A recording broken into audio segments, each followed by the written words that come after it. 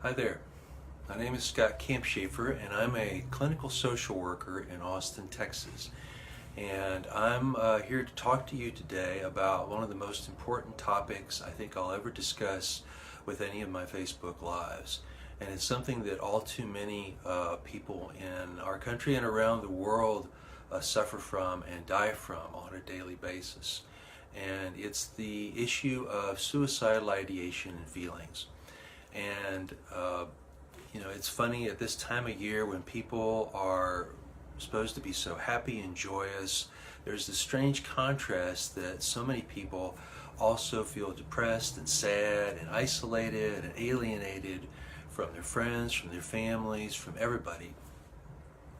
And so that's what makes this topic, I think, so important to discuss, mainly at this time of year when we'd expect everybody to be happy and joyous, but it's also one of the darkest times of the year when the light subsides and there's not as much daylight, and people are definitely more prone to dealing with those kinds of thoughts and feelings.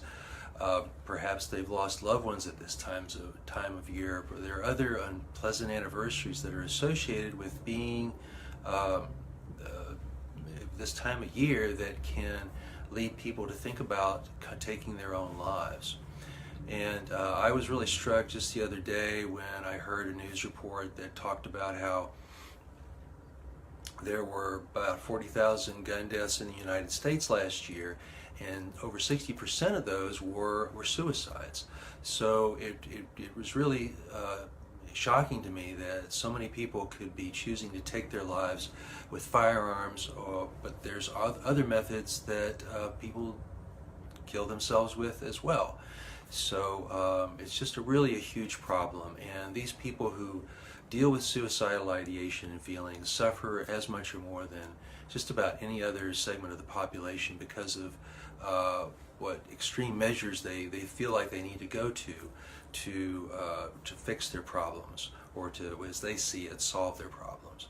So I've got 5 suggestions for you if you or somebody else you care about suffers from suicidal feelings or ideation, some things that they can do to help themselves so that this doesn't have to be the huge, tremendous problem that it is. And it can wind up subsiding, especially if it's treated as a symptom of some other mental illness. So the first thing that people who suffer from suicidal thoughts and feelings need to have is some sort of crisis and safety plan. And this is best worked up in cooperation with a mental health professional, either a trained therapist or a psychiatrist that can help give you a couple of steps to keep yourself safe if you do start having those thoughts and feelings. They can be as simple as some self-help measures if they're more innocent or not as bad, to calling people or calling a crisis hotline if things get worse. And the main thing that the crisis and safety plan does is it serves as a good form of thinking, rational thinking, when otherwise your own rational thinking would go offline. And of course, I already mentioned having a therapist, so getting a therapist and working with a therapist in conjunction with a crisis and safety plan is really important. Also, management with a psychiatrist could be really important as well if you have a mental illness that suicidal ideation and feelings are a symptom of that does need to be treated. The other thing is that if you do own guns or other lethal means of carrying out suicide, that those may need to be left with someone else who can care for those, and either with weapons, those can be left with somebody else, especially while you're suffering from the ideations and the feelings or the depression that goes with it, or other mental illnesses that may trigger it. And then for those of you people who have other means to take their own lives that they need, like doses of medication, there need to be other precautions around that so that you don't feel so tempted to overdose if you're feeling suicidal or having those thoughts. Now, I already kind of alluded to one other situation, or maybe I didn't, having to do with intoxicating substances. The other thing to be aware of and to avoid are intoxicating substances that could break down your resistance to becoming impulsive. For example, alcohol, when it's consumed in significant quantities, tends to reduce people's inhibitions. It's also called liquid courage, by the way.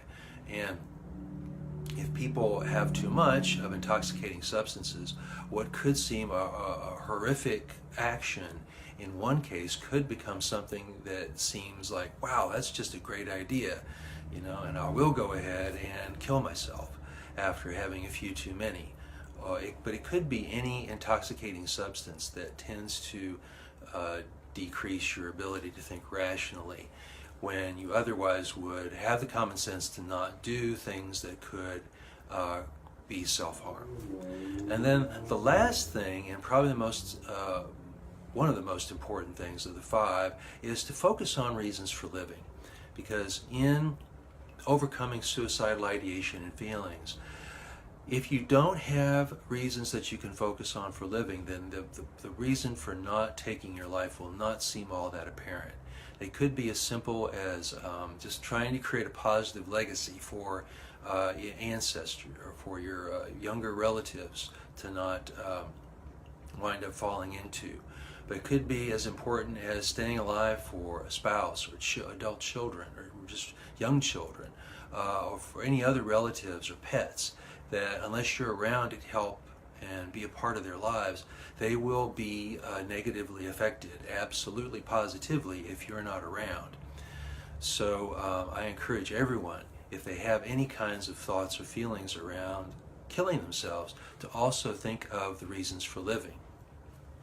And you may not think that there are any, but if you work with a therapist or a psychiatrist who knows about how to deal with this, you can find reasons for living. And those can be the reasons that in the future you're so happy that you decided to stick around for, that it may seem like it was just so tremendously silly to think about possibly killing oneself. So I hope these 5 things are something that you or someone you care about can take up and work with. I help people to take care of themselves and stay safe here in Austin, Texas. You can call me at the number that's on my Facebook page if you are in Austin and you want help with a friend or yourself if you suffer from suicidal thoughts and feelings. But if you're in a crisis situation, it's always important to be aware of crisis hotline numbers. In Austin, the main one that people call here is 512-472-4357, but there's also a number of national suicide and crisis hotlines. The most one that I'm most familiar with is 1-800-SUICIDE. But whatever you do, please reach out for help for someone, because you're much too valuable to waste your life on taking it, even though it may seem like the immediate solution is the best solution. It's a temporary solution, and things cannot get better if you're not around to watch them get better. But if you do wait for at least one more day for the miracle that may happen, at least you have a chance at things getting better. So I wish you all the best of mental health. I wish you all the best overall, and thank you so much for watching today. Bye now.